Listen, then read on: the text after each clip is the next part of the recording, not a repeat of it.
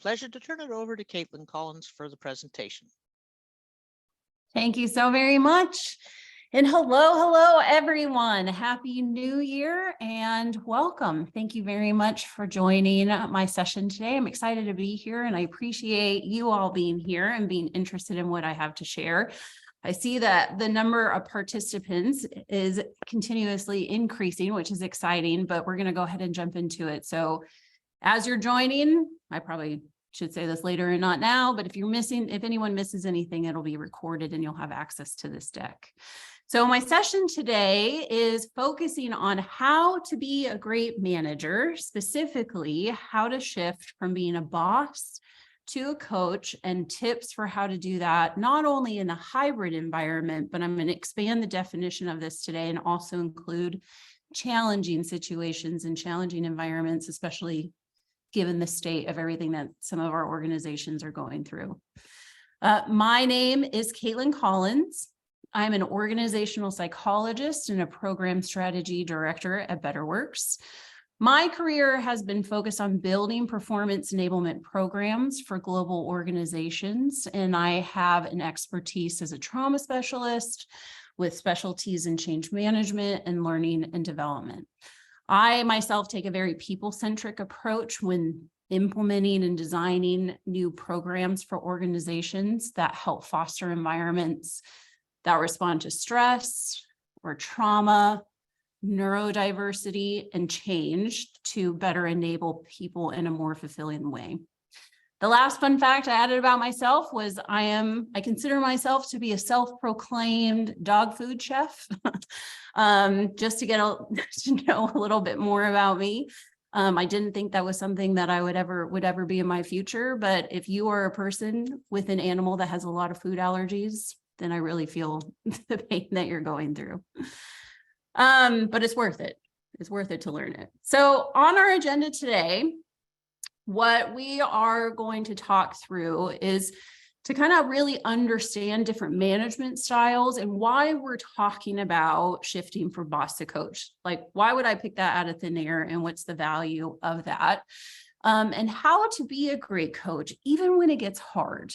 It's not lost on me. I think we all feel this as HR representatives, whether we're managers or not. I think we feel it for ourselves and feel it for our people.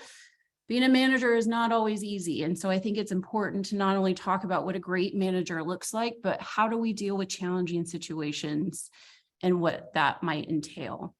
There is going to be a good amount of people in the session today. There already are. And I truly care about making sure that I answer all of your questions and your comments that you have as we go throughout our session today. So I ask you to please don't be shy.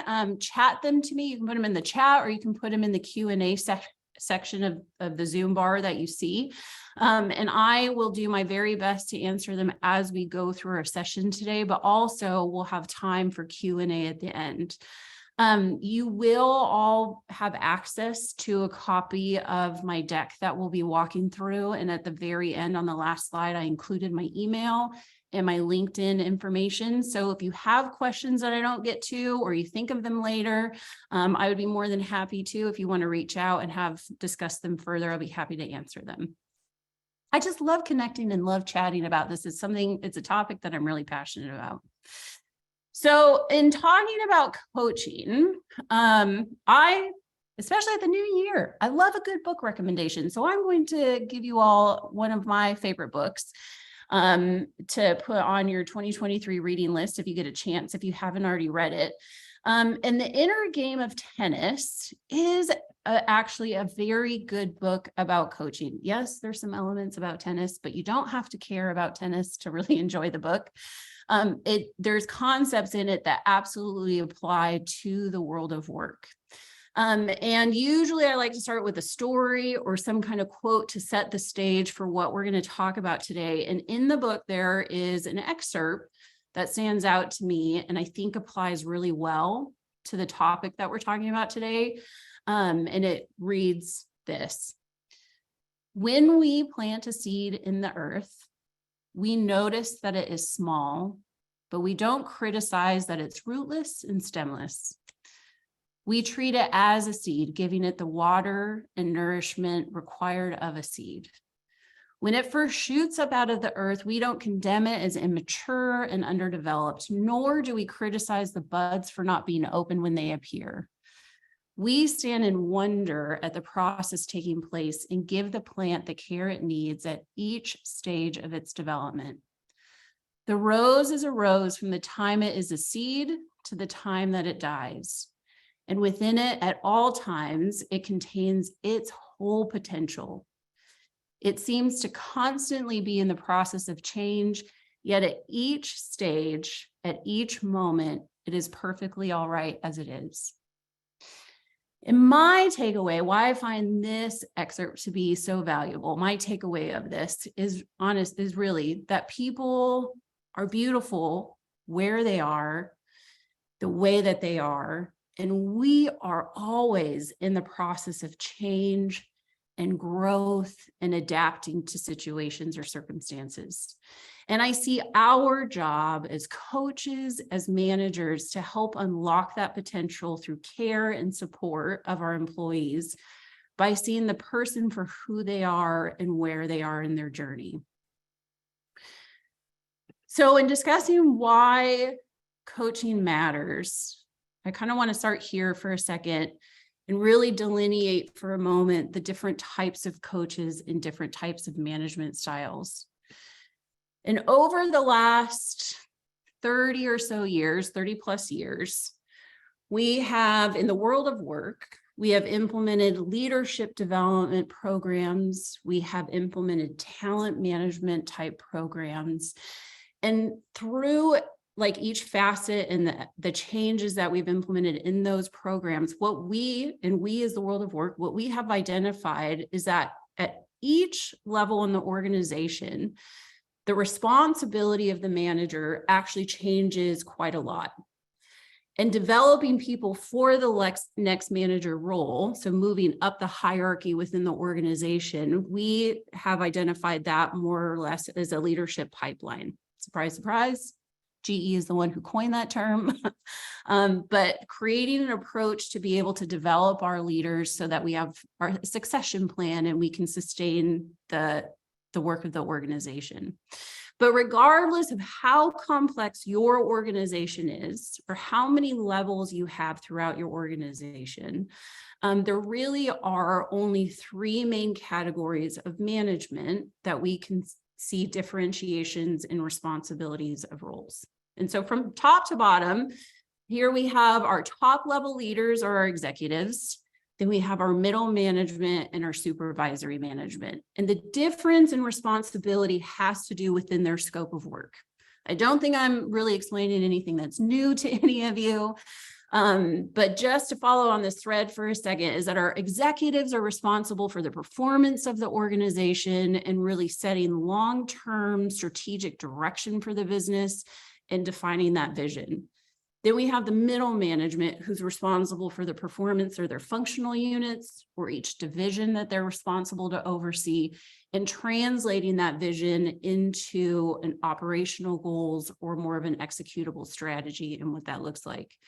Then we have our supervisory managers who are responsible for smaller groups of people or smaller teams, and they are executing on that strategy and more so has well-defined KPIs for how they need to show up or how they need to have outcomes in production. But regardless, so the responsibility of how you have a business mindset to make each of those levels successful between the top level leaders, your middle management, supervisory managers, that varies. But what makes someone an effective manager, that is something that does not change at each level because the goal for each manager is to really evaluate and drive performance for their downlines or for their next level down. So the question then that we are going to ask ourselves and answer is regardless of what a manager's responsibility is, what they're tasked with, what type of manager drives the most productive performance for the people that they manage? And so we look then at different managerial styles. Now, I'm making an assumption that many of you have come across different types of managerial styles. And if you Google it, if you read books on it, you'll come up with lists of 12 characteristics, 10, 6, whatever the case is. There are different formulas for what this looks like, mostly because we are people and managing people is hard, and situations and functions are all very different. So what we're going to do together right now is just strip it back to the basics and more so talk about motivation. And I'm going to talk about theory X and theory Y for just a moment. Theory X and theory Y is a motivational theory that defines where we as managers, from a managerial concept, where we have a proclivity towards. So what is our primary concern that we're working against? And theory X is more of an authoritative manager. Theory X, who's more of an authoritative manager. And their focus really is to have more control to be able to drive the right outcomes or the right results. And they do this more so by being task focused and commanding their people. And we label that theory X as the boss. Theory Y, though, has an opposite approach where their concern, where they're motivated, is more towards their people. So they more so empower their people. They believe that people, where theory X, the boss acts as if people are extrinsically motivated. Theory Y takes an approach where people are intrinsically motivated. So they focus more on developing the fundamentals so that they can achieve the right outcomes. And these differences in beliefs, these differences in motivation cause us to show up in different behaviors in different ways. But mostly how we make a choice, one depends on the situation that we're in is one, but it also comes back to our inner selves and what we believe authority to be and where our own insecurities lie. So the behaviors that we identify between a boss and a coach, somewhere your people might lie somewhere in the middle, depending on the circumstance. But generally speaking, a boss tends to be more task focused, where a coach is more relationship focused. A boss tends to be more outcome driven, and a coach it tends to be more fundamentally driven, meaning that they focus on the behaviors, on the fundamentals of what people do in order to achieve the right outcomes. A boss tells people what to do. A coach teaches and shows people what to do. A boss tends to take credit for the achievements of their team, while a coach tends to give their team the credit. A boss tends to speak more and have their voice be heard, where a coach tends to listen more to hear the voices of their people. A boss tends to respond more quickly to surface behaviors, while the coach tries to understand what's causing those behaviors and help their employees take responsibility. For communication style, a boss tends to be a bit more evasive and maybe not relaying the full context to scenarios or given the full amount of information. And a coach tends to be more transparent in their communication style.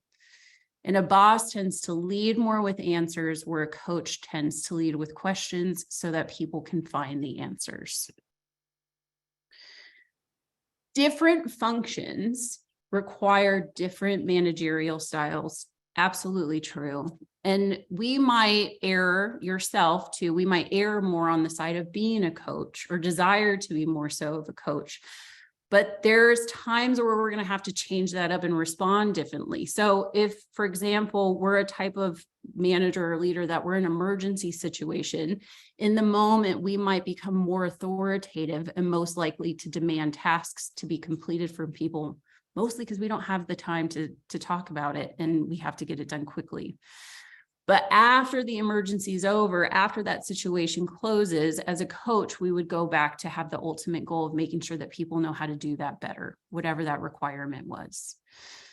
And as managers, I really think every organization assesses this quite differently, but I do think the most effective assessment of a manager is to not only be based on the performance of their team or their people, but also how well we develop and grow our people. To be a great manager, we need to also develop great managers. In 2019, Gardner did a study that shows when managers are effective coaches, their people have a 26% increase in productivity and performance, a 40% increase in engagement and job satisfaction, and a 20% decrease in job turnover. I think that's pretty striking, especially when you're talking about a bottom line. There is a concept. So while I'm promoting this coaching managerial style, there is a concept called always on coaching. Please know, I think it's worth saying that I'm not saying we want to go from one extreme to another. So I'm not promoting that we show up and start giving our people feedback all day long, or we start coaching them all day long or asking questions. That will smother them and actually diminish performance and diminish success. But depending on the circumstance and the person, there's a healthy balance to where we're leaning, and we have our own proclivities on how we show up for our people. So how to then be a great coach? I've built a framework to help identify and remember this on what the traits of a best coach look like. And those different categories, each one of those letters represent build, empower, show, and teach. The first one is to build trust and build leaders. So building trust is fundamental when you're managing someone. It is nearly impossible to be able to effectively develop or help or support someone if they don't trust you, because you're never going to get all the information that you might need. And trust is something that's built through authentic and honest communication. If you have employees that feel that they aren't getting your true self, and that maybe you don't understand them, or there's going to be some kind of retaliation or conflict, there's always going to be a barrier there, and it's almost impossible to be a good coach in that circumstance. The next one is to build leaders. I firmly believe that to be a good leader, to be a good manager, to be a good coach, whatever that role is, that is our job to lift up the people that we are serving in that circumstance. It's not our place, and we shouldn't look at it as a means to keep people in their same role forever. A lot of people feel that that's quite threatening. If somebody else that I am managing makes more money than me or receives more recognition than me, that's a concept that actually also drives a lot of bias. But we're not here to hold people down. We're here to build them up and create a legacy for what that looks like in the world. If some people want to stay in their same roles, that's fine. Let's leave them there and not disturb them. But our legacy should be how people learn from us, how they improve upon what we teach them. The next one is to empower people, empower curiosity and empower disagreement. For all of us, for yourself, be open to learning new things, to not always be right, and emulate that to your teams. I've worked with a lot of managers where they feel like it's their word and they cannot be questioned, but allow questions and discussions. Question people, be questioned. Curiosity and creativity are born in areas where we try to challenge the status quo, and it's how we learn. It's how we grow, and stifling this limits actually how successful our teams and our people can be. The next one is to empower disagreement. Now, we don't want rudeness. There's a way to disagree with people without feeling like you're getting punched in the face by their comments. But you can only be great as a manager when you enable people to disagree with you. If you are surrounded by a team, if you manage a team of yes men, of yes people that are always going to agree with you, you're going to never be better than what you are now. As a manager, as a team, as a function, as a unit, and you stifle growth. You're not always, no, none of us is ever going to always have the best answer in certain circumstances. And creating space to be challenged, to be disagreed with, teaches other people how to be critical thinkers and how to problem solve. The next category is show. Show humor, integrity, candor, and confidence. I start with humor. Show a sense of humor. And I'm not trying to imply that you need to be the comedian in the room or you always need to have a joke lined up, but instead use it as a way to be able to connect with people. For me personally, when I'm working with some very challenging personalities, and we all come across that quite a lot, don't we? Humans sometimes are challenging. One of my goals really is to be friends with them, is to get them to be my friend. And part of earning that trust, part of building their confidence in me really is establishing a type of friendship.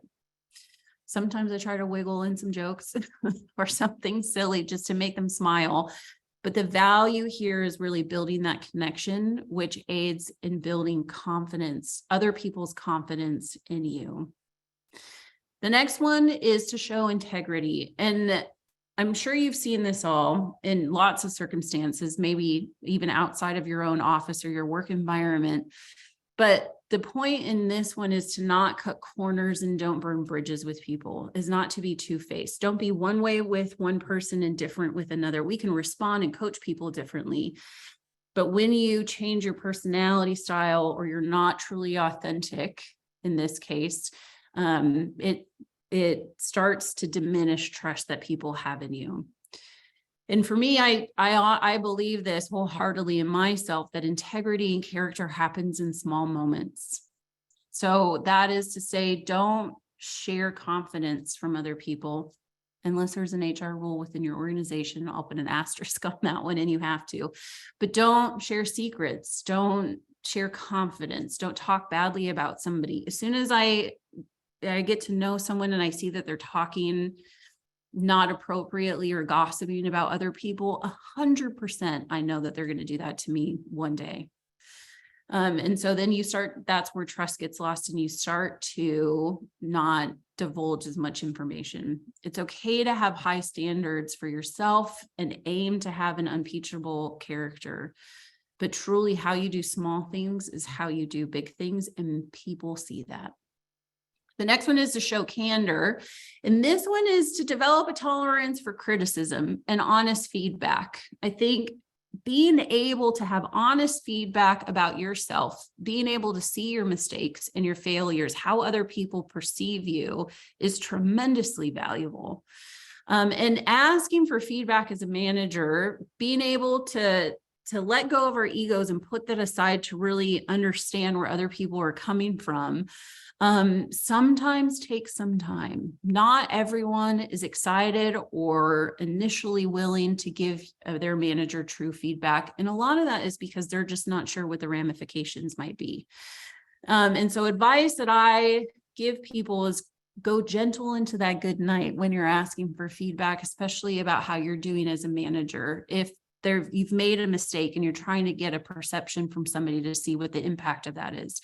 Whatever the case is, we are definitely not born to be managers. And more often than not, people are promoted into a managerial role without given the skills and the tools to be really good at it. So the only way we can get good at it is when we see ourselves through other people's eyes. But the advice that I give to people when you go gentle into that good night is be specific about something. Start small. Instead of just asking your people, how am I doing as a manager, or how am I coaching you? That's quite big. And they might not feel comfortable to answer that wholeheartedly. Use in real time, use specific examples. If you're in mediating a conversation with trying to mediate conflict, it's okay to ask afterwards to say, well, how did you feel that went? Did you get enough support during that conversation? What do you feel would be missing? How did you perceive my role? If you are teaching or coaching someone and they're live with a customer or an internal stakeholder, whatever the case is, after the fact, ask them if they felt comfortable in being able to lead that discussion, whatever the case might be. Did they have enough information? Did you step in too much to be able to answer for them? Be humble and vulnerable enough to be able to ask those questions so that you can have that information, but keep asking until people start to trust it. The last one here is to show confidence, but humble confidence. We don't want to be overconfident, but people will ground themselves in how you say things. It is absolutely okay to be honest and communicate if there is something, something worrisome or whatever the truth might be, but really work on how you deliver your messaging. So inject some optimism and some confidence in what you're saying. If I come to you as your manager and be like, well, the sky's falling down and I have no idea what we're going to do about it, that reverberates through your people, and then they tell other people. So just kind of keep in the back of your head that what you say might travel. More often than not, it will. But if you come at it with a different approach and say, this thing is happening, and I might not have all the answers right now, and maybe I don't know what the result's going to be, but here's how I'm handling it or how we're processing it. You don't have to only communicate sunshine and rainbows to people, because when you ignore the hard parts, especially, they're going to worry about what you don't tell them. And it's not always going to be easy, but presenting it in a way that drives or at least communicates action or some kind of plan, being transparent about it and maintaining control, I think is the best way to be able to deliver hard messages. The last category is teach. So the parts in here are to let go of ego, guide your people, listen, and communicate. I mentioned let go of ego in one of the other attributes, but managing more in particular, managing people is not necessarily about us. Their successes and their failures oftentimes have nothing to do with me. It is someone else's growth and challenges that they have to be able to navigate and manage on their own, and their own successes. And I can either support it or I can get in the way of it. And my advice on this is don't get in the way. Remember that even their downfalls, their achievements might be a representation of a bigger picture, but it more often than not doesn't have anything to do with you. And it's better not to hold people back, better not to make assumptions, and look at it by playing a supporting role in their success and their achievements. The next one is guide. And I use the word guide by a way to guide by asking questions and suggestions. I think that for all of us, the greatest teacher that we all have is being able to get messy and dirty with things and getting our hands on stuff. It's people being able to do things, figure out how to answer questions for themselves, and really building up that critical thinking and those new behaviors that we have to. I mean, it means that people are going to make mistakes, but that needs to be okay. We don't learn how to ride a bike by other people jumping on and pushing the pedals for us. We don't learn how to play a musical instrument without hitting the wrong notes and working on building new muscle strength in different ways. So instead of coming out and giving people the answer right away, start by asking questions about how they think about things, how they might want to approach it, suggest different opportunities or paths that they might not have thought of that might help them on their journey. I think it's really important that we enable and develop strategic thinkers, especially for our younger workforce coming in, so that they're able to develop new skills, and that will take them much further in their careers. Listen is the next one. Listening truly is an art. Sometimes there's so much we want to say. You all are doing a wonderful job of listening now while I am talking a lot, but listening to our people is more than just not speaking. When you listen to understand what they're not saying and what they are saying. There's so much that can be understood by just sitting back and being quiet. There's so much that you can infer by reading between the lines or listening between the lines, and how emotions are expressed and how people interact. And we're never going to hear that. We're never going to see it if we're too concerned about what we have to say. I think the person who speaks least in the room often is the strongest person in the room, because there's a lot to digest sometimes in meetings and situations that you're trying to observe and understand at the same time in order to put all the puzzle pieces together. And it really, by not speaking as much, gives people a chance. It gives our teams a chance to problem solve on their own and navigate some of those waters. The last one is to communicate.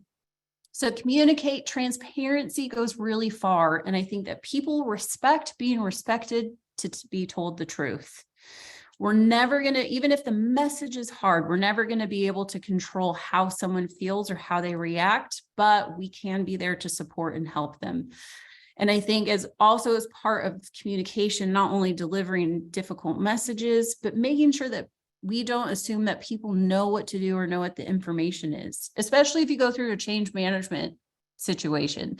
There's always that fine balance where people are trying to figure out what's communicating too much versus too little. And the answer of that is it's too little if you have a lot of people asking, what do? I don't get it.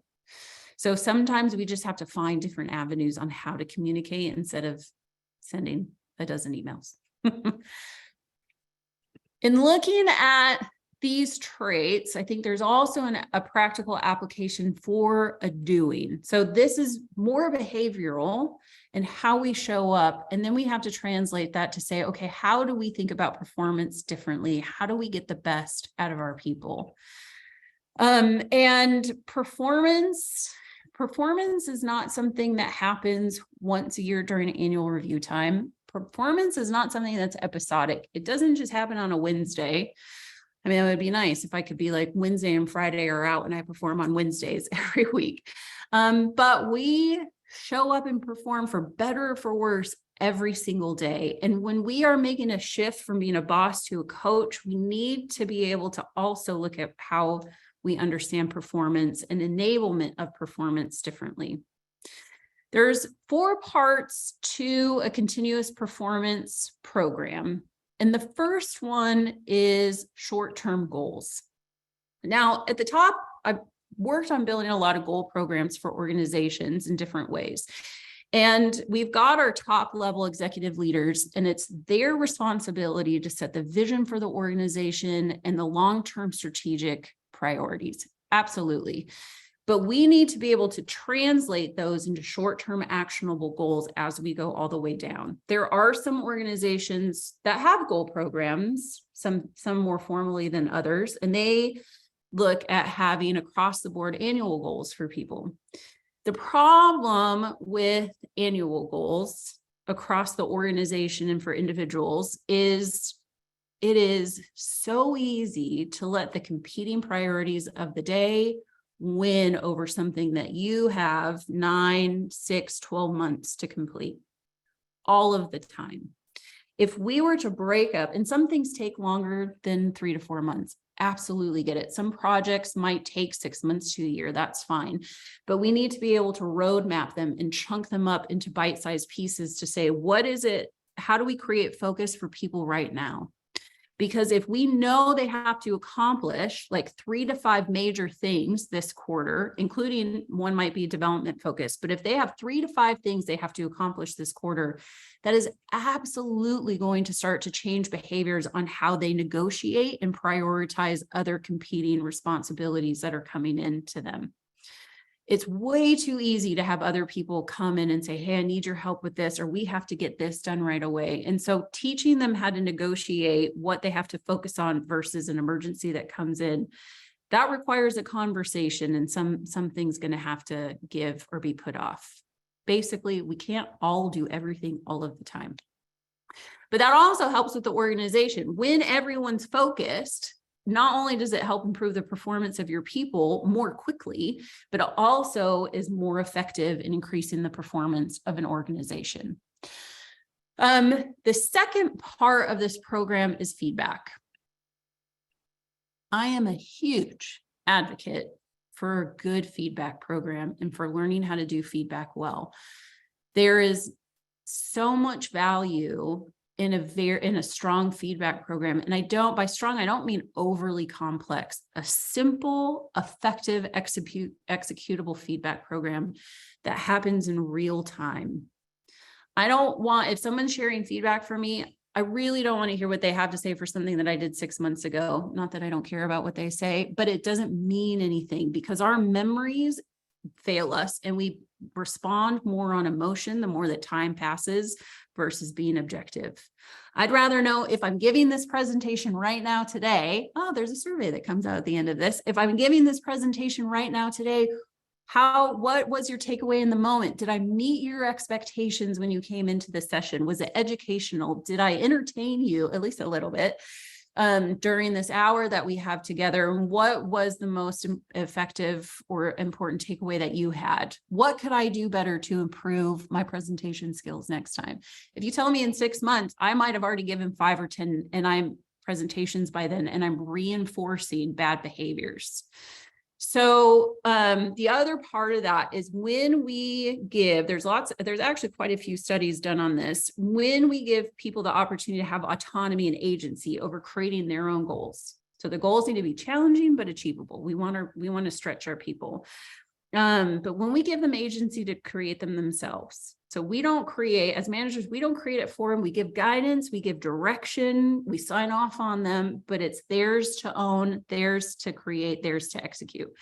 When people get feedback on the goals that they care about, that they have agency over, that feedback, the use of the feedback, the application of the feedback received increases exponentially, and it actually helps to drive goal completion across for people and across an organization. I could talk about feedback for hours. I probably should just stop right there, but it is a very important, it's hard to do because it makes us, we have to be vulnerable in order to give good feedback and to accept feedback.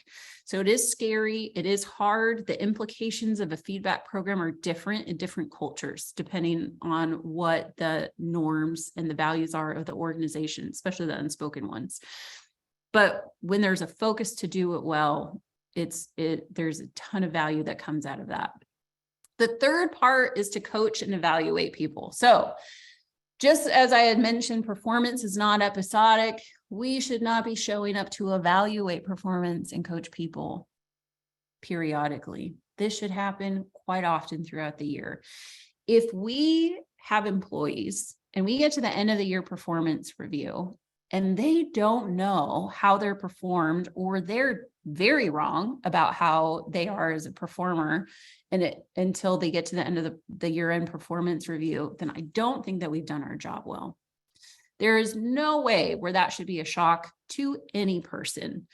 It behooves us. It is to the benefit of the people. The benefit of us is if someone is not performing as they should, based on circumstances and the responsibility that they're given, that we take time to focus on helping them correct that. We should be able to evaluate them. You might not go to them if your organization uses like a 5-point scale, a number scale, whatever performance evaluation scale that you have, or whatever that concept that you use is. Personally, my favorite is none, or a 3-point scale. But if you don't have to go, oh, you're being a 3 today out of a 5-point scale. No. But you can be more descriptive about it and say, here's where I'm seeing opportunities for you to be able to get to the next level. If their development plan, hopefully you're doing that, but do a development plan. If their career development plan is to move to the next level, or maybe switch roles or move into management themselves, whatever the case is, that should be you guiding them to help focus on that throughout the year. And what are the behaviors and the attributes? How does the organization see them performing in order to be able to make those moves? So the other part of coaching and evaluating is making touch points. I've worked with a lot of managers that find it difficult to have conversations, and I get it with their people. I get it. But the value of connecting and having those conversations, they don't all have to be structured. It's okay if you talk about things that are not work related, but make a point to be intentional on when the frequency of how you communicate and what the topics of those conversations are meant to be or not necessarily meant to be.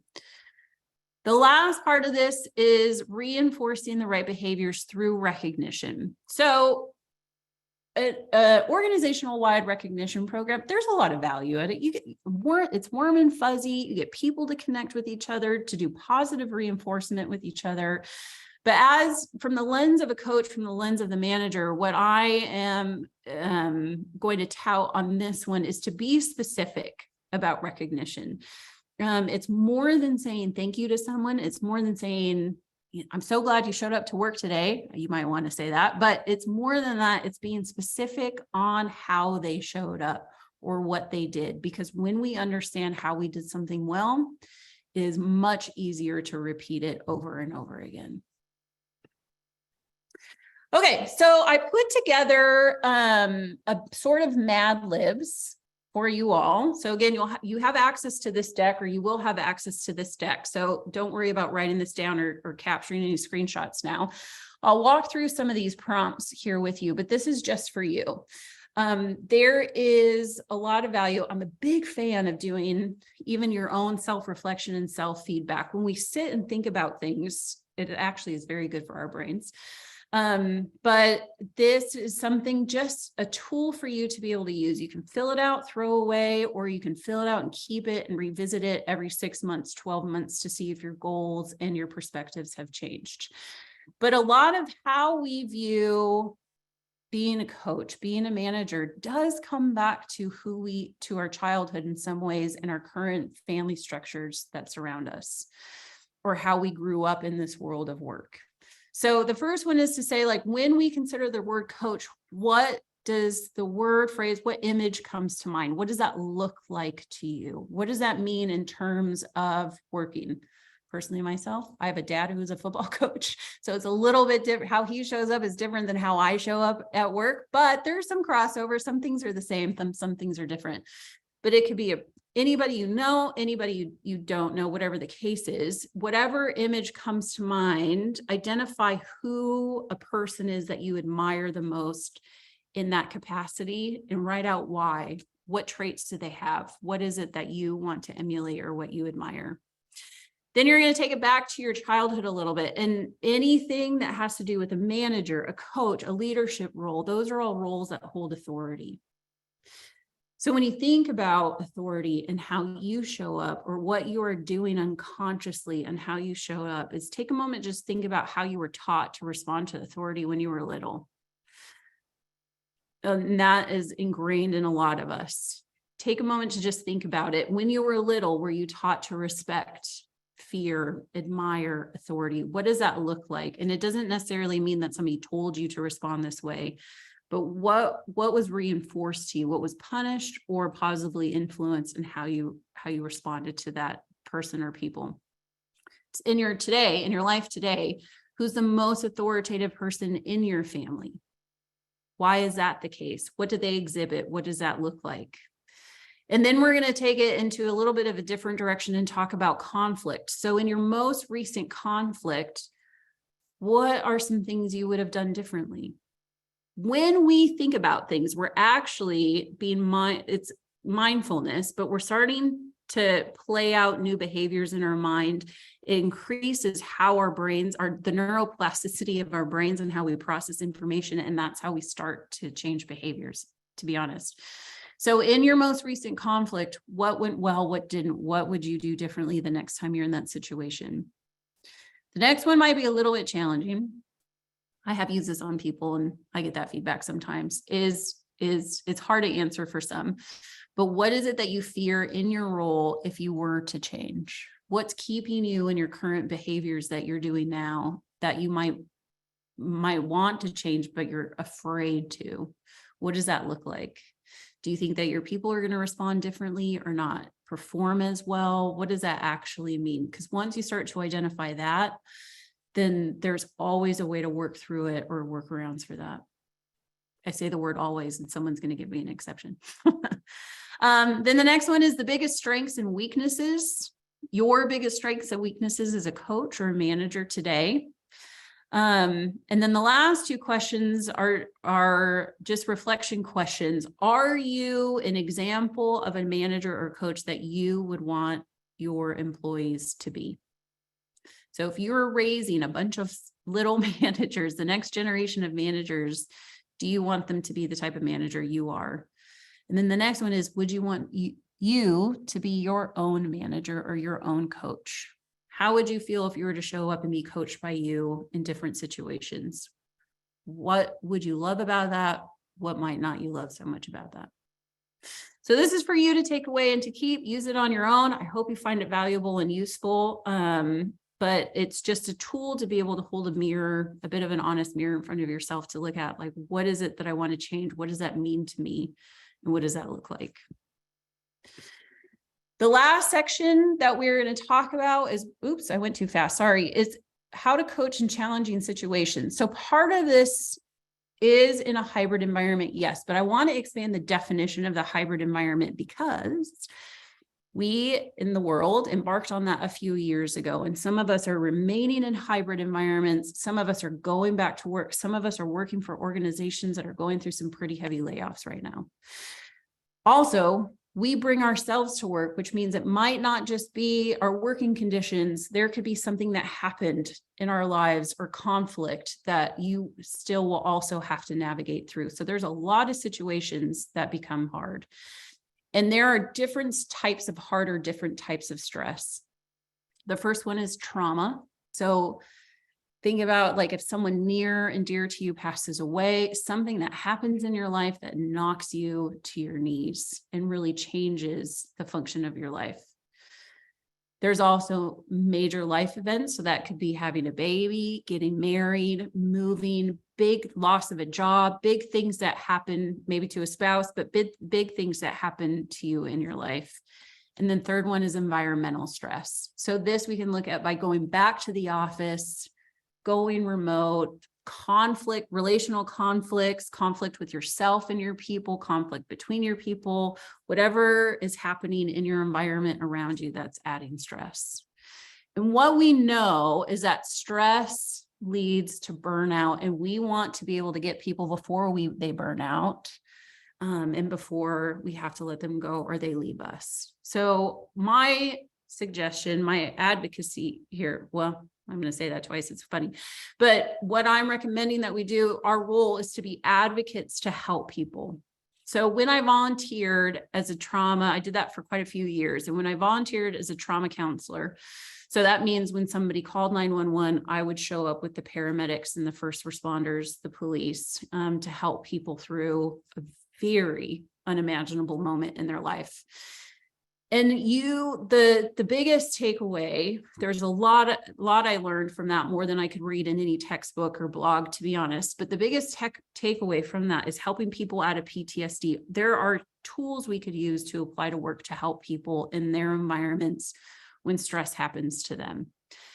And the simple answer to that question is we need to give just space and time for people to ground themselves.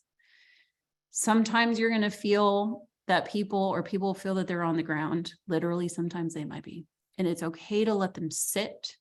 What happens when some of these stresses happen is our brains shrink in some places, they reorganize in other places, and more in certain circumstances, we're just focused on survival and our emotions are heightened and we become more reactionary. In order to get out of that phase and not let PTSD or trauma or anything big seek in order for us to move into a phase where we have, again, more control over our emotions, our cognitive ability, we need time to find a new normal and sit for a while. And I'm sure something terrible, I hope it's not the case, but there's something that's happened to all of us where we've dealt with this.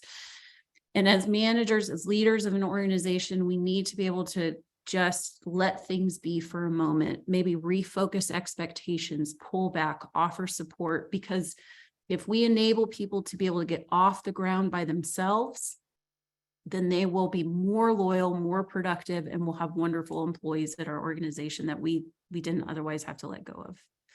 But that often means that we might have to refocus our coaching efforts on more fundamental and simpler behaviors for people for just a little bit.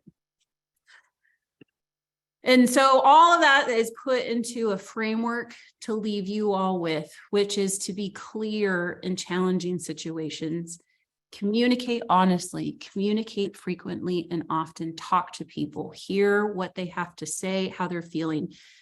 Depending on the circumstance, they might not be overly transparent in sharing what's happening with them to you, maybe not even at first.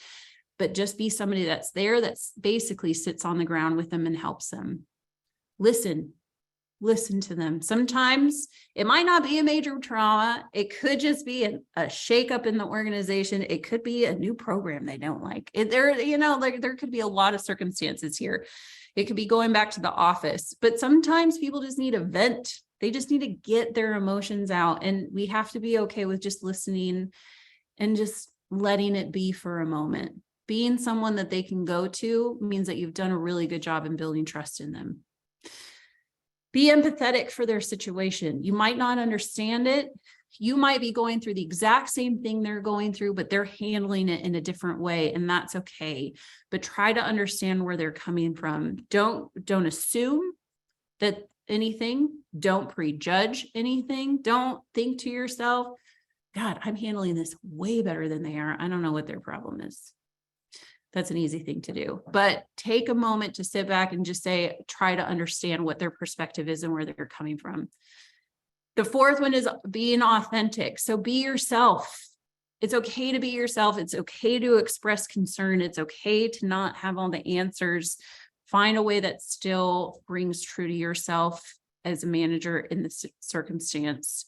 And the last one is to reflect. Take a moment after managing hard conversations with people. If you've got employees that are fighting with each other, that especially is hard.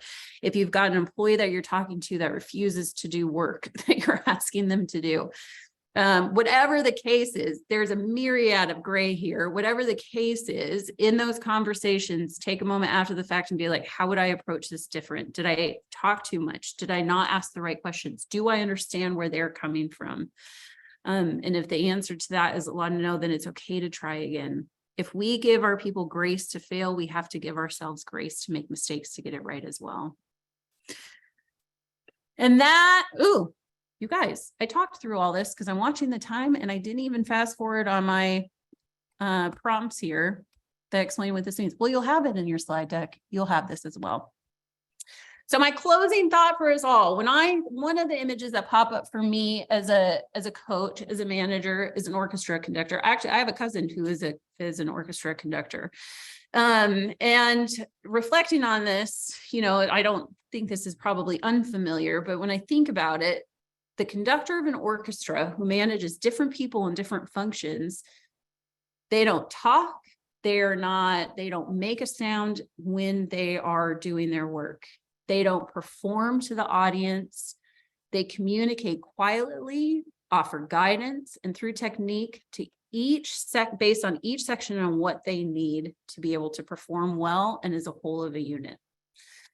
So my last thought is, it's not about us, it's about us lifting people up to get them to be the best that they can be. And that brings me to the very end and closes this out. So I've seen some stuff. I'm sorry I went through the last of that quite quickly, but I've seen a few questions come in. And I'll start at the beginning. Can you explain why you prefer a 3-point rating scale over others? Yes, because I think the higher the rating scales, the more scales we have, how do you determine what that actually means? There's a 2-point scale that I love. A 3-point rating scale looks at, my favorite one is one that looks at impact. So how are they making an impact within their sphere of influence? They either are making a change-oriented impact on the organization, or the first level is not enough impact, but you really have to really think about what does performance at this organization look like? And some of those organizations at 50-point scales or 100-point scales, I don't know what the difference between 67 and 66 is. That's dramatic, but it is true.